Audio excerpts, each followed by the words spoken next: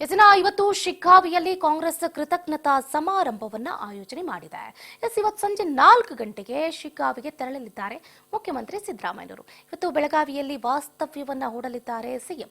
ಈಗಾಗಲೇ ನಾವು ಗಮನಿಸಿದ್ದೀವಿ 3 ಕ್ಷೇತ್ರದಲ್ಲಿ ಸಂಡೂರು ಆಗಿರಬಹುದು, ಶಿಗ್ಗಾವಿ ಆಗಿರಬಹುದು, ಚನ್ನಪಟ್ಟಣ ಆಗಿರಬಹುದು, ಈ 3 ಕ್ಷೇತ್ರದಲ್ಲಿ ಭರ್ಜರಿಯಾಗಿ ಗೆಲುವನ್ನ ಕಾಣೋದ್ರ ಮುಖಾಂತರ ಗೆಲುವಿನ ನಾಗಾಲೋಟವನ್ನ ಬೀರಿದ್ದಾರೆ. ಸೊ ಆ ಸಂತಸ್ತ ಕ್ಷಣವನ್ನ ಹಂಚ್ಕೋಬೇಕು ಅಂತಂದ್ರೆ ಜನರಿಗೆ ಕೃತಜ್ಞತೆಯನ್ನ ಅಭಿನಂದನೆಯನ್ನ ಸಲ್ಲಿಸಲೇಬೇಕಾಗಿದೆ. ಆ ಸಂದರ್ಭ ಒದಗಿ ಬಂದಿದೆ ಇವತ್ತು. 3 ಉಪಚುನಾವಣೆಯಲ್ಲಿ ಕಾಂಗ್ರೆಸ್ ಪಕ್ಷ ಗೆಲುವನ್ನ ಸಾಧಿಸಿರೋದ್ರಿಂದ ಸಿಎಂ ಸಿದ್ದರಾಮಯ್ಯ ಹಾಗೆ ಉಪಮುಖ್ಯಮಂತ್ರಿ ಡಿಕೆ ಶಿವಕುಮಾರ್ ಅವರ ನೇತೃತ್ವದಲ್ಲಿ ಶಿಗ್ಗಾವಿ ಕ್ಷೇತ್ರದ ಜನರಿಗೆ ಕೃತಜ್ಞತಾ ಸಮಾವೇಶವನ್ನ ಆಯೋಜನೆ ಮಾಡಲಾಗಿದೆ. ಇವತ್ತು ಸಂಜೆ 4 ಗಂಟೆಗೆ ಹಾವೇರಿ ಜಿಲ್ಲೆ ಸವಣೂರು ತಾಲೂಕಿನ ಕ್ರೀಡಾಂಗಣದಲ್ಲಿ ಸಮಾವೇಶ ನಡೆಯುತ್ತೆ. CM Siddaramaiah, DCM DK Shivakumar, ಸಚಿವ ಸತೀಶ್ ಜಾರಕಿಹೊಳಿ, ಸಚಿವ ಎಚ್ಕೆ ಪಾಟೀಲ್ ಸೇರಿದಂತೆ ಹಲವು ಸಚಿವರು ಈ ಕಾರ್ಯಕ್ರಮದಲ್ಲಿ ಭಾಗವಹಿಸಲಿದ್ದಾರೆ ಅಂತ ಹೇಳಲಾಗ್ತಾ ಇರುವಂತದ್ದು. ಈಗಾಗಲೇ ಬಿಜೆಪಿ ಭದ್ರಕೋಟೆಯಲ್ಲಿ ಕಾಂಗ್ರೆಸ್ ಗೆಲುವನ್ನ ಸಾಧಿಸಿದ್ದು ಕ್ಷೇತ್ರದ ಜನರು ಬದಲಾವಣೆ ಬಯಸಿದ್ದಾರೆ. ಹೀಗಾಗಿ ಸಿಎಂ ಸಿದ್ದರಾಮಯ್ಯ ಸೇರಿದಂತೆ ಎಲ್ಲರೂ ಕೂಡ ಕ್ಷೇತ್ರದ ಮತದಾರರಿಗೆ ಅಭಿನಂದನೆಯನ್ನ ಸಲ್ಲಿಸಲಿದ್ದಾರೆ. ಸಚಿವರು ಹಾಗೆ ಶಾಸಕರು ಭಾಗವಹಿಸುತ್ತಾರೆ. 1 ಲಕ್ಷಕ್ಕೂ ಅಧಿಕ ಜನರು ಭಾಗವಹಿಸುವ ನಿರೀಕ್ಷೆ ಇದೆ ಅಂತ ಹೇಳಲಾಗ್ತಾ ಇದೆ. ಕ್ಷೇತ್ರದ ಜನರು ಭಾಗವಹಿಸುವಂತೆ ಈಗಾಗಲೇ ಮನವಿ ಕೂಡ ಮಾಡಲಾಗಿದೆ. ಸೊ ನೋಡಿ, ಈಗಾಗಲೇ ಗಮನಿಸಿದೀವಿ, ಮಾಜಿ ಸಿಎಂ ಬಸವರಾಜ ಬೊಮ್ಮಾಯಿ ಅವರು ಕೇಂದ್ರದಲ್ಲಿ ಆಡಳಿತವನ್ನು ನಡೆಸೋದಕ್ಕೆ ಹೋದ ನಂತರ ಇನ್ನು ಅಲ್ಲಿಗೆ ಭರತ್ ಬೊಮ್ಮಾಯಿ ಅವರನ್ನ ಆಯ್ಕೆ ಮಾಡಲಾಯಿತು. ಟಿಕೆಟ್ ಕೊಟ್ಟರು, ಗೆದ್ದೇ ಗೆಲ್ತಾರೆ ಅನ್ನುವಂಥ ಆತ್ಮವಿಶ್ವಾಸವನ್ನ ವ್ಯಕ್ತಪಡಿಸಿದ್ರು. ಆದ್ರೆ ಭರತ್ ಬೊಮ್ಮಾಯಿ ಅವರು ಎಲ್ಲೋ ಒಂದು ಕಡೆ ಯಾಸಿರ್ ಖಾನ್ ಪಠಾಣ್ ಅವರ ಎದುರಾಳಿಯಾಗಿ ಸ್ಪರ್ಧೆ ಮಾಡಿ ಗೆಲ್ಲೋದ್ರಲ್ಲಿ ಯಾಕೋ ಹಿಂದೇಟನ್ನ ಹಾಕಿದ್ರು ಅಂತಾನೆ ಹೇಳಬಹುದು. ಸೊ ಈ ಬಾರಿ ಶಿಗ್ಗಾವಿಯಲ್ಲಿ ಕಾಂಗ್ರೆಸ್ ಪತಾಕೆಯನ್ನ ಹಾರಿಸೋದ್ರ ಮುಖಾಂತರ ಡಿಸಿಎಂ ಡಿಕೆ ಶಿವಕುಮಾರ್ ಅವರ ತಾಕತ್ತು, ಸಿಎಂ ಸಿದ್ದರಾಮಯ್ಯನವರ ಸ್ಥೈರ್ಯ ಏನು ಅನ್ನೋದು ಇಡೀ ರಾಜ್ಯದ ಜನತೆಗೇನೆ ತೋರಿಸ್ಕೊಟ್ಟಿದ್ದಾರೆ. ಎಸ್ಪೆಷಲಿ ಈಗ ನಾವು ಗಮನಿಸ್ತಿದ್ದೀವಿ ಶಿಗ್ಗಾವಿ ಮತ್ತು ಸಂಡೂರಿನಲ್ಲಿ ಸೊ ಏಕಕಾಲದಲ್ಲಿ ಅಂದರೆ ಏನು ಇವತ್ತು 2 ಭಾಗದಲ್ಲೂ ಕೂಡ ಕೃತಜ್ಞತಾ ಸಭೆಯನ್ನ ಹಮ್ಮಿಕೋಬೇಕು ಅಂತ ಹೇಳಲಾಗ್ತಾ ಇತ್ತು. ಬಟ್ ಇವತ್ತು ಸಂಜೆ 4 ಗಂಟೆಗೆ ಶಿಗ್ಗಾವಿಯಲ್ಲಿ ಕೃತಜ್ಞತಾ ಸಭೆಯನ್ನ ಹಮ್ಮಿಕೊಳ್ಳಲಾಗಿದೆ. ಸಚಿವರು, ಶಾಸಕರು, ಮುಖ್ಯಮಂತ್ರಿಗಳು, ಡಿಸಿಎಂ ಡಿಕೆ ಶಿವಕುಮಾರ್ ಸೇರಿದಂತೆ ಹಲವಾರು ನಾಯಕರು ಇವತ್ತಿನ ಕೃತಜ್ಞತಾ ಸಭೆಯಲ್ಲಿ ಭಾಗಿಯಾಗುವ ಸಾಧ್ಯತೆ ಹೆಚ್ಚಿರುವಂಥದ್ದು. ಸೊ ಈಗ ನೋಡಿ, ಗೆಲುವಿನ ನಾಗಾಲೋಟ ಹೇಗಿದೆ ಅಂತಂದ್ರೆ ಭರ್ಜರಿಯಾಗಿ ಗೆದ್ದಿದ್ದಾರೆ ಅಂತಾನೆ ಹೇಳ್ಬೋದು. ಯಾರು ಎಕ್ಸ್ಪೆಕ್ಟ್ ಮಾಡೇ ಇರಲಿಲ್ಲ. ಸೊ ಶಿಗ್ಗಾವಿಯಲ್ಲಿ ಬಿಜೆಪಿ ಅಲೆ ಇತ್ತು. ಸೊ ಮುಸ್ಲಿಂ ಮತಗಳು, ಲಿಂಗಾಯತ ಮತಗಳು ಕೈ ಹಿಡಿಯುತ್ತೆ ಅನ್ನುವಂಥ ಟಾಕ್ ಕೂಡ ಇತ್ತು. ಭರತ್ ಬೊಮ್ಮಾಯಿ ಅವರು ತಂದೆಯ ಹಾದಿಯಲ್ಲೇ ನಡೆದು ಬಂದಿದ್ರಿಂದ, ಮಾಜಿ ಮುಖ್ಯಮಂತ್ರಿಗಳ ಪುತ್ರರಾಗಿದ್ದರಿಂದ ಸೊ ಗೆಲುವು ಅವರಿಗೆ ಈಸಿ ಆಗುತ್ತೆ ಅಂತ ಅಂದ್ಕೊಂಡ್ವಿ. ಆದ್ರೆ ಅಲ್ಲಿ ಆಗಿದ್ದೇ ಬೇರೆ. ಮುಸ್ಲಿಂ ಮತದಾರರು ಈ ಬಾರಿ ಯಾಸಿರ್ ಖಾನ್ ಪಠಾಣ್ ಅವರ ಕೈಯನ್ನ ಹಿಡಿದಿದ್ದಾರೆ. ಲಿಂಗಾಯತ ಸಮುದಾಯದ ನಾಯಕರು ಕೂಡ ಈ ಬಾರಿ ಯಾಸಿರ್ ಖಾನ್ ಪಠಾಣ್ ಅವರನ್ನ ಕೈ ಹಿಡಿದಿದ್ದಾರೆ. ಸೊ ಹಾಗಾಗಿ ಬಹಳ ಕುತೂಹಲ ಕೇಳಿಸ್ತಾ ಇದೆ ಇವತ್ತಿನ ಕೃತಜ್ಞತಾ ಸಭೆ. ಇದ್ರ ಬಗ್ಗೆ ಹೆಚ್ಚಿನ ಡೀಟೇಲ್ಸ್ ಅನ್ನ ಕೊಡ್ತಾ ಹೋಗ್ತಾರೆ ನಮ್ಮ political reporter Basavaraj Hoogar. Phone ಸಂಪರ್ಕದಿಂದ ಜಾಯ್ನ್ ಆಗ್ತಿದ್ದಾರೆ.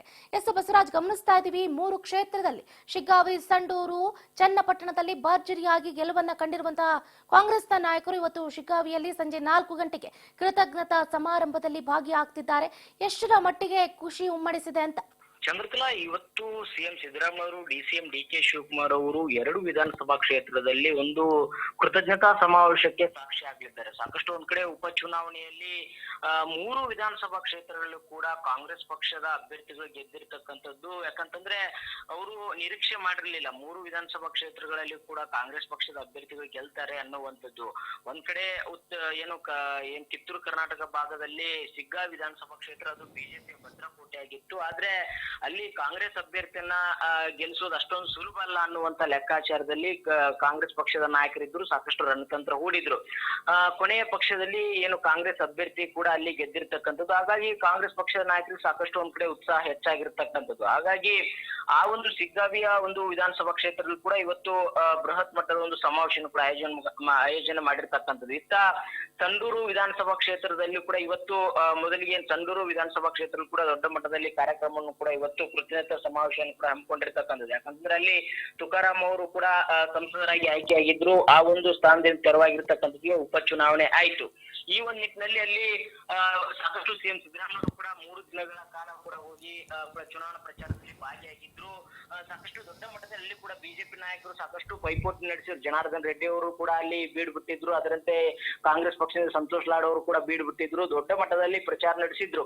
ಕೊನೆಯದಾಗಿ ಏನು ಅನ್ನಪೂರ್ಣ ತುಕಾರಾಮ್ ಅವರು ಕೂಡ ಗೆಲುವು ಸಾಧಿಸಿರ್ತಕ್ಕಂಥದ್ದು. ಹಾಗಾಗಿ ಆ ಕ್ಷೇತ್ರದ ಒಂದು ಮತದಾರರಿಗೆ ಕೃತಜ್ಞತಾ ಸಮಾವೇಶ ಮಾಡಬೇಕು ಅನ್ನುವಂತ ನಿಟ್ಟಿನಲ್ಲಿ ಕೂಡ ಈಗ ಕಾಂಗ್ರೆಸ್ ಪಕ್ಷದ ನಾಯಕರು ಮುಂದಾಗಿರ್ತಕ್ಕಂಥದ್ದು. ಬಳ್ಳಾರಿ ಜಿಲ್ಲಾ ಕಾಂಗ್ರೆಸ್ ವತಿಯಿಂದ ಸಂಡೂರು ವಿಧಾನಸಭಾ ಕ್ಷೇತ್ರದಲ್ಲಿ ಮತದಾರ ಒಂದು ಕೃತಜ್ಞತಾ ಸಮಾವೇಶವನ್ನ ಆಯೋಜನೆ ಮಾಡಿಕೊಂಡಿರ್ತಕ್ಕಂಥದ್ದು. ಇವತ್ತು 11:30ಕ್ಕೆ ಸಂಡೂರು ವಿಧಾನಸಭಾ ಕ್ಷೇತ್ರದಲ್ಲಿ ದೊಡ್ಡ ಮಟ್ಟದಲ್ಲಿ ಸಮಾವೇಶ ಇರ್ತಕ್ಕಂಥದ್ದು. ಅದರಲ್ಲಿ ಪ್ರಮುಖವಾಗಿ ವಿಪಕ್ಷಗಳ ವಿರುದ್ಧವಾಗಿ CM Siddaramaiah DCM DK Shivakumar ವಾಗ್ದಾಳಿ ನಡೆಸಲಿದ್ದಾರೆ. ಮತ್ತೆ 5 ಗ್ಯಾರಂಟಿಗಳ ವಿಚಾರಕ್ಕೆ ಸಂಬಂಧಪಟ್ಟಂತೆ ದೊಡ್ಡ ಮಟ್ಟದಲ್ಲಿ ಅಭೂತಪೂರ್ವ ಬೆಂಬಲ ಸಿಕ್ಕಿದೆ. ಜನರು 5 ಗ್ಯಾರಂಟಿಗಳಿಗೆ ಒಲವನ್ನ ತೋರಿದ್ದಾರೆ. ಮತ್ತೆ ಬಡವರ ಪರವಾಗಿ ಕಾಂಗ್ರೆಸ್ ಸರ್ಕಾರ ಇದೆ ಅನ್ನುವಂಥದ್ದನ್ನ ಅವರು ಏನು ಇವತ್ತು ದೊಡ್ಡ ಮಟ್ಟದಲ್ಲಿ ಪ್ರಚಾರ ನಡೆಸುವಂತ ಮುಖಾಂತರ ಈಗ ಒಂದು ಕೃತಜ್ಞತಾ ಸಮಾವೇಶದ ಒಂದು ಹೆಸರಿನ ಅಡಿಯಲ್ಲಿ ಮುಂಬರ್ತಕ್ಕಂಥ ಸ್ಥಳೀಯ ಮಟ್ಟದ ಚುನಾವಣೆಯು ಕೂಡ ಈಗಲಿಂದನೇ ಸಿದ್ಧತೆ ನಡೆಸಲಿಕ್ಕೆ ಕಾಂಗ್ರೆಸ್ ಪಕ್ಷ ನಾಯಕರು ಮುಂದಾಗಿರ್ತಕ್ಕಂಥದ್ದು. ಚಂದ್ರಕಲಾ, ಇನ್ನೊಂದು ಪ್ರಮುಖವಾಗಿ ಸಿಗ್ಗಾ ವಿಧಾನಸಭಾ ಕ್ಷೇತ್ರದಲ್ಲಿ ಕೂಡ ದೊಡ್ಡ ಮಟ್ಟದಲ್ಲಿ ಅಲ್ಲಿ ಬಿಜೆಪಿಯ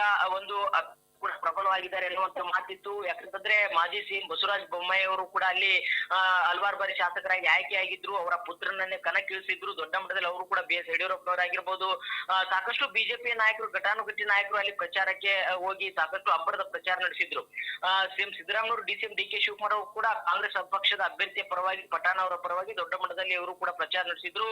ಕೊನೆಯ ಕ್ಷಣದಲ್ಲಿ ಕೂಡ ಅವರು ಕೂಡ ಈಗಾಗಲೇ ಕಾಂಗ್ರೆಸ್ ಪಕ್ಷದ ಅಭ್ಯರ್ಥಿ ಗೆದ್ದಿರ್ತಕ್ಕಂಥದ್ದು. ಹಾಗಾಗಿ ಅಲ್ಲಿ ದೊಡ್ಡ ಮಟ್ಟದ ಒಂದು ಮತದಾರರಿಗೆ ಕೃತಜ್ಞತಾ ಸಮಾವೇಶವನ್ನ ಹಾವೇರಿ ಜಿಲ್ಲಾ ಕಾಂಗ್ರೆಸ್ ವತಿಯಿಂದ ಹಮ್ಮಿಕೊಂಡಿರ್ತಕ್ಕಂಥದ್ದು. ಆ ಒಂದು ಸಮಾವೇಶಕ್ಕೂ ಕೂಡ ಇವತ್ತು ಸಂಜೆ ಸಿಎಂ ಮತ್ತೆ ಡಿಸಿಎಂ ಕೂಡ ಕಾರ್ಯಕ್ರಮಕ್ಕೆ ಚಾಲನೆ ನೀಡ್ತಾರೆ. ಅಲ್ಲಿ ಮತದಾರರಿಗೆ ಕೃತಜ್ಞತೆ ಸಲ್ಲಿಸುವಂತ ಕಾರ್ಯಕ್ರಮ ಕೂಡ ಹಮ್ಮಿಕೊಂಡಿದ್ದಾರೆ. ಚಂದ್ರಕಲಾ. ಎಸ್ ಬಸವರಾಜ್, ಈಗ ಓಕೆ, ಸಂಡೂರು ಶಿಗಾವಿ ಟರ್ನ್ ಆದ್ರೆ ಚನ್ನಪಟ್ಟಣದಲ್ಲಿ ಯಾವಾಗ ಕೃತಜ್ಞತಾ ಸಭೆಯನ್ನ ಏರ್ಪಾಟು ಮಾಡಲಾಗಿದೆ? ಹೇಗೆ ಏನು ಮಾಜಿ ಪ್ರಧಾನಿ ದೇವೇಗೌಡರ ಕರ್ಮಭೂಮಿಯಲ್ಲಿ ಅಬ್ಬರಿಸುವುದಕ್ಕೆ ಕಾಂಗ್ರೆಸ್ನ ನಾಯಕರು ಸಿದ್ಧತೆಯನ್ನ ಮಾಡ್ಕೊಳ್ತಾ ಇದ್ದಾರೆ ಅಂತ? ಚಂದ್ರಕಲಾ, ಒಂದ್ ಕಡೆ ಇವತ್ತು 2 ವಿಧಾನಸಭಾ ಕ್ಷೇತ್ರಗಳಲ್ಲೂ ಕೂಡ ದೊಡ್ಡ ಮಟ್ಟದಲ್ಲಿ ಮತದಾರರಿಗೆ ಕೃತಜ್ಞತಾ ಸಮಾವೇಶವನ್ನ ಆಯೋಜನೆ ಮಾಡಿಕೊಂಡಿದ್ದಾರೆ. 2 ವಿಧಾನಸಭಾ ಅಂದ್ರೆ ಒಂದ್ ಕಡೆ ಉತ್ತರ ಏನು ಕಿತ್ತೂರು ಕರ್ನಾಟಕ, ಇನ್ನೊಂದು ಕಡೆ ಕಲ್ಯಾಣ ಕರ್ನಾಟಕ, 2 ಭಾಗದಲ್ಲಿ ಕೂಡ ಮತದಾರ ಸೆಳೆಯುವಂತ ಪ್ರಯತ್ನ ಮತ್ತೆ ಅಲ್ಲಿ ಕೂಡ ಪಕ್ಷದ ಅಲೆಯನ್ನ ಎಬ್ಬಿಸುವಂತ ಪ್ರಯತ್ನಕ್ಕೆ ಇವತ್ತು ಮುಂದಾಗ್ತಾ ಇದ್ದಾರೆ. ಇನ್ನೊಂದು ಕಡೆ ಚನ್ನಪಟ್ಟಣ ವಿಧಾನಸಭಾ ಕ್ಷೇತ್ರ ಬಹಳಷ್ಟು ಕುತೂಹಲಕಾರಿಯಾಗಿರ್ತಕ್ಕಂಥ ಕ್ಷೇತ್ರವಾಗಿತ್ತು. ಅಲ್ಲಿ NDA ಅಭ್ಯರ್ಥಿ ಮತ್ತೆ ಕಾಂಗ್ರೆಸ್ ಅಭ್ಯರ್ಥಿಯ ನಡುವೆ ನೇರ ಹಣಾಹಣಿ ಇತ್ತು. ಒಂದ್ ಕಡೆ ಹಲವಾರು ಏನು ಚುನಾವಣಾ ಪೂರ್ವ ಸಮೀಕ್ಷೆಗಳು ಒಂದ್ ಕಡೆ NDA ಅಭ್ಯರ್ಥಿ ಗೆಲ್ತಾರೆ ಅನ್ನುವಂತ ರೀತಿಯಲ್ಲಿತ್ತು. ಆದ್ರೆ ಕೊನೆಯ ಕ್ಷಣದಲ್ಲಿ ಅದು ಬದಲಾವಣೆ ಆಗಿರ್ತಕ್ಕಂಥದ್ದು. CP ಯೋಗೇಶ್ವರ್ ಗೆಲುವನ್ನ ಸಾಧಿಸಿದ್ದಾರೆ. ಹಾಗಾಗಿ ಅಲ್ಲಿ ಕೂಡ ಒಂದು ದೊಡ್ಡ ಮಟ್ಟದಲ್ಲಿ ಕೃತಜ್ಞತಾ ಸಮಾವೇಶ ಮಾಡ್ಬೇಕು. ಚನ್ನಪಟ್ಟಣ ಅಷ್ಟೇ ಅಲ್ಲ, ಅಲ್ಲಿ ಏನು ಹಳೆ ಮೈಸೂರು ಭಾಗದ ಎಲ್ಲ ಜನರು ಕೂಡ ಸೇರಿಸಿ ಅಲ್ಲಿ ದೊಡ್ಡ ಮಟ್ಟದಲ್ಲಿ ಚನ್ನಪಟ್ಟಣ ವಿಧಾನಸಭಾ ಕ್ಷೇತ್ರದಲ್ಲಿ ಮಾಡಬೇಕು. ಒಂದು ಒಕ್ಕಲಿಗ ಸಮುದಾಯವು ಕೂಡ ನಮ್ಮ ಕಾಂಗ್ರೆಸ್ ಪರವಾಗಿದೆ ಅನ್ನುವಂಥದ್ದನ್ನ ಎತ್ತಿ ಹಿಡಿಬೇಕು ಅನ್ನುವಂತ ಲೆಕ್ಕಾಚಾರದಲ್ಲಿ ಡಿಸಿಎಂ ಡಿಕೆ ಶಿವಕುಮಾರ್ ಅವರು ಮತ್ತೆ ಮಾಜಿ ಸಂಸದರಾಗಿರ್ತಕ್ಕಂಥ DK ಸುರೇಶ್ ಅವರು ಕೂಡ ಇರುವಂತದ್ದು. ಹಾಗಾಗಿ ಈಗ ಅವರು ಕೂಡ ಅಲ್ಲಿ ದೊಡ್ಡ ಮಟ್ಟದ ಕೃತಜ್ಞತಾ ಸಮಾವೇಶ ಮಾಡಬೇಕು ಅನ್ನುವಂತ ಲೆಕ್ಕಾಚಾರದ ಇದ್ದಾರೆ. ಆದ್ರೆ ನಿರ್ದಿಷ್ಟವಾಗಿದ್ದ ಸಮಯ ದಿನಾಂಕವನ್ನ ಘೋಷಣೆ ಮಾಡಿಲ್ಲ. ಆದ್ರೆ ಅದಕ್ಕೆ ಅಬ್ಬರದ ಒಂದಿಷ್ಟು ಸಿದ್ಧತೆ ಅಲ್ಲಿರ್ತಕ್ಕಂಥ ಸ್ಥಳೀಯ ಕಾಂಗ್ರೆಸ್ ಪಕ್ಷದ ಮುಖಂಡರಾಗಿರ್ಬೋದು, ಅಲ್ಲಿರ್ತಕ್ಕಂಥ ಶಾಸಕರಾಗಿರ್ಬೋದು, ಎಲ್ಲರೂ ಕೂಡ ಸಿದ್ಧತೆ ಮಾಡ್ಕೊಳ್ತಾ ಇದ್ದಾರೆ. ಒಂದು ಈ 2 ವಿಧಾನಸಭಾ ಕ್ಷೇತ್ರಗಳಲ್ಲಿ ಆದ ಬಳಿಕ ಅಲ್ಲಿ ಕೂಡ ಒಂದು ಕಾರ್ಯಕ್ರಮ ಆಯೋಜನೆ ಮಾಡುವಂತ ಎಲ್ಲ ಸಾಧ್ಯತೆ ಇದೆ. ಚಂದ್ರಕಲಾ, ಇನ್ನು ಕೊನೆಯದಾಗಿ ಈಗಾಗಲೇ ಓಪನ್ ಸ್ಟೇಜ್ ಅಲ್ಲಿ ಸಿಎಂ ಡಿಸಿಎಂ ಇಬ್ರು ಕೂಡ ವಿಪಕ್ಷದಲ್ಲಿ, ಅದರಲ್ಲೂ ನಾವು ಗಮನಿಸ್ತಾ ಇದೀವಿ ಬಿಜೆಪಿಯಲ್ಲಿ ಯಾವ ರೀತಿಯಾದಂತಹ ಬಣಬಡಿದಾಟ ಹೆಚ್ಚಾಗಿದೆ ಅಂತ. ಸೊ ಇದ್ರ ಬಗ್ಗೆ ಏನಾದ್ರೂ ಪ್ರಸ್ತಾಪ ಮಾಡುವಂತಹ ಸಾಧ್ಯತೆ ಇದೆಯಾ, ಹೇಗೆ ಅಂತ? ಖಂಡಿತ ಚಂದ್ರಕಲಾ, ಒಂದ್ ಕಡೆ ಯಾಕಂತಂದ್ರೆ ಬಿಜೆಪಿಯ ಪಕ್ಷದಲ್ಲಿ ಕೆಲವೊಂದಿಷ್ಟು ಬಣಗಳ ಬಡಿದಾಟ ಹೆಚ್ಚಾಗಿರ್ತಕ್ಕಂಥದ್ದು. ಬಿಜೆಪಿಯ ರಾಜ್ಯಾಧ್ಯಕ್ಷರಾಗಿರ್ತಕ್ಕಂಥ ವಿಜೇಂದ್ರ ಅವರಾಗಿರ್ಬೋದು, ಮತ್ತೆ ಮಾಜಿ ಸಿಎಂ BS ಯಡಿಯೂರಪ್ಪನವರ ವಿರುದ್ಧವಾಗಿ ಬಸವನಗೌಡ ಪಾಟೀಲ್ ಯತ್ನಾಳ್ ರಮೇಶ್ ಜಾರಕಿಹೊಳಿ ಆಗಿರ್ಬೋದು, ಲಿಂಬಾವಳಿ ಆಗಿರ್ಬೋದು, ಸಾಕಷ್ಟು ನಾಯಕರು ಒಂದು ರೆಬಲ್ ಆಗಿ ನಿಂತಿರ್ತಕ್ಕಂಥದ್ದು. ಹಾಗಾಗಿ ಅವರನ್ನ ಸಮಾಧಾನ ಪಡಿಸುವಂತ ಪ್ರಯತ್ನ ಹೈಕಮಾಂಡ್ ನಾಯಕರು ಮಾಡ್ತಾ ಇದ್ದಾರೆ.